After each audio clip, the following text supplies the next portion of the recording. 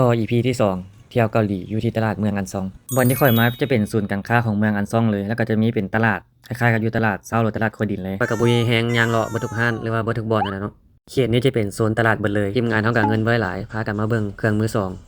เบิ่งประเภทเกิบเนาะ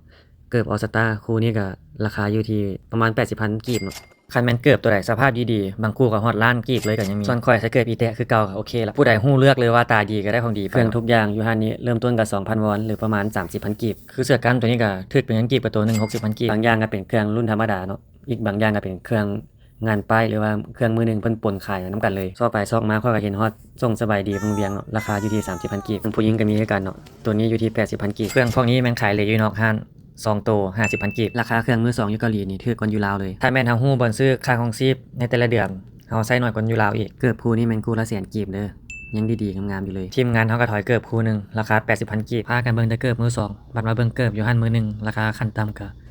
ประมาณล้านกีบขึ้นเลยเนาะพวกอาหารสดประเภทบักไม้แล้วก็ผักอยู่ตามแคมป์ทางเพิ่นก็ขายคล้ายๆคืออยู่บ้านเฮาเลยราคาเริ่มต้นช่วงนี้เรทเงินขึ้นก็สิประมาณเกือบ 16,000 เนาะคือเฮ็ดทงนี่ก็ทงนึง 16,000 กีบประเภทผักอยู่เกาหลีส่วนหลายเพิ่นจะบ่ได้ขายเป็นโลจะขายเป็นทงหรือว่าเป็นมัดอันนี้จะเป็นผักที่ตกเกรดแน่แล้วก็ราคาจะบ่ค่อยสูงปานใดถ้าแม่นอยู่ตามห้างหรือว่าตามห้างซุปเปอร์มาร์เก็ตราคาจะสูงกว่านี้หลายพวกผักก็มีคล้ายๆอยู่ประเทศลาวเนาะเกือบครบคือกันแต่ซอกใบอีตูกับใบโหระพาบ่เห็นพวกผลิตภัณฑ์เครื่องสำอางหรืออาหารแห้งเข้าห้านมากเอเชียเลยจะมีครบทุกอย่างบ่ว่าจะเป็นพวกหมักฮุ่งหรือว่าอาหารกระป๋องส่วนหลายพวกอาหารบ้านเฮาที่มาขายอยู่เกาหลีราคาจะสูงกว่าอาหารของเกาหลีอีกคือหมักฮุ่งนี่หน่วยหนึงประมาณ6ขีดกับหน่วยละแสนกีบพุ่นละฝากกดติดตามทีมงานคุณภาพเฮาแหน่มื้อนี้ก็พักเวียกนำกัน17คนยกขบวนกันไปหลายเลย